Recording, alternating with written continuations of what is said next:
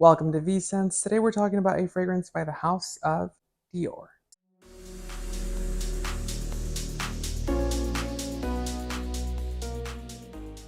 So in today's video we have a fragrance that almost no one talks about, and this fragrance is Dior Addict Eau Fraîche.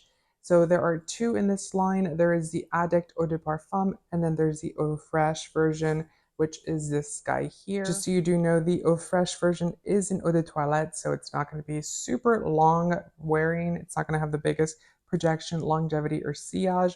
But this fragrance is a masterpiece, as is the original Eau de Parfum version. That is a very beautiful, deep, dark vanilla fantasy.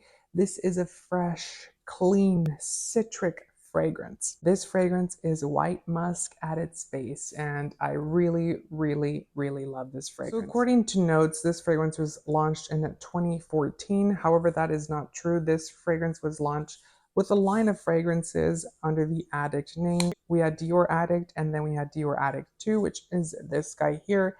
It has been reformulated. It was reformulated in 2014 by François Demachy. Not to be mean, but François Demachy as a perfumer did that quite a bit. So he would actually see a fragrance that was already created by the House of Dior. He would rework it, remaster it, reinterpret it, and then relaunch it under his own name.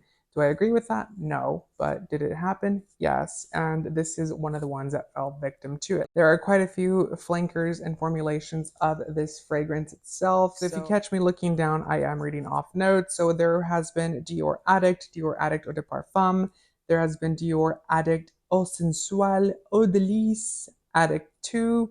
There has been Addict Eau Fraîche, which is this guy here, which is a reflanker of Addict 2. There has been Addict Eau Fraîche in the purple bottle. There has been Dior Addict Shine. There has been Dior Addict Eau Fraîche, the 2012 version, which came in a bottle. Just so you do know, this is the newer packaging itself. The old packaging was one that you sprayed this top part, and it had a little hole here, and it would come out and spray you the fragrance there. But like I said, there has also been Dior Addict to Life. There has been Dior Addict Eau Fraîche again, Addict Twist, Dior Addict Parfum, Dior Addict Summer Peony, Dior Addict Summer Light, Dior Addict Sparkle and Pink. So as you can see, there have been quite a bit of fragrances in this line itself. So yes, this fragrance, like I said, originally was launched as Addict 2. It has had quite a bit of formulations, and now it's called Addict Eau Fraîche, and it is oh so fresh, you know, it is a very clean scent. And as I was saying, the packaging here is designed to look like the Dior Addict lipstick. So if you've ever purchased Dior cosmetics, they have these lipstick tubes where you pull this and then the lipstick tube comes out. This is what that is supposed to look like. Very nice bottle itself. It's a little out of date, I will say that, even though they have updated it and reformulated it and put it in newer packaging. These do not spray at the top like they used to. But the thing is they still looked a little out of date. I don't know why. To me, they just look a little old. Typically we see bottles that are a little bit shorter, more timeless, more classic. Typically bottles that are taller, were a thing of the early 2000s.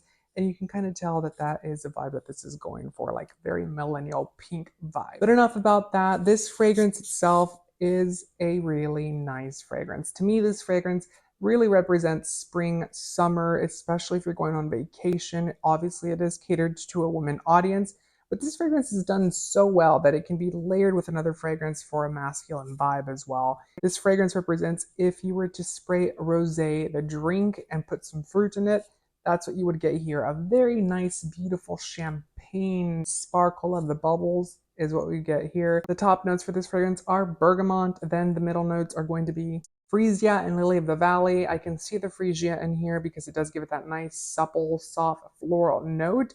Now, lily of the valley, I have a hard time seeing that here. I probably see some peonies in here. I see a little bit of rose in here. Maybe some lilies as well, but lily of the valley, I don't see that in here. But clearly it is. It is in here. It's just not the old school lily of the valley that I'm used to, especially with Dior. Dior typically grabs lily of the valley and just makes it a very old school way, as Mr. Dior did like himself. That was his lucky flower, if you didn't know.